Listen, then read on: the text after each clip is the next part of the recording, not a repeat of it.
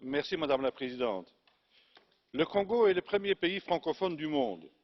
Parmi les langues les plus parlées en Afrique figurent le portugais, le français et l'anglais.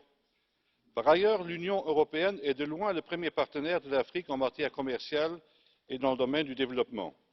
Autant dire que nous avons, en tant qu'Union européenne, d'ores et déjà des liens extrêmement étroits.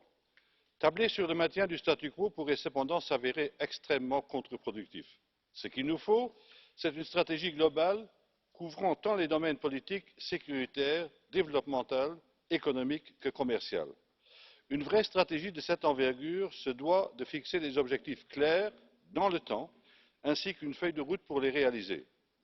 En fait, c'est la transposition d'une certaine façon de la méthode Delors qui, dans les années 1990, a permis à l'Union européenne de faire des progrès considérables de nos relations avec le continent africain.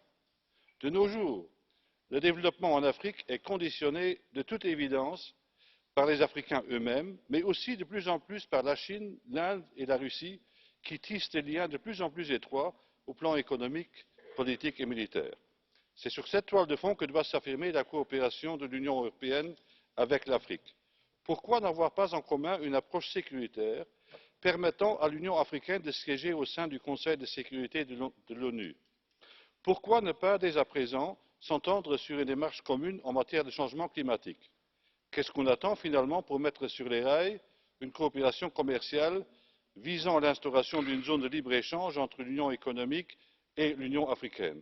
L'Afrique doit se développer elle-même, bien évidemment, ce qui n'exclut aucunement un partage de nos expériences et de nos expertises. Merci, Madame la Présidente.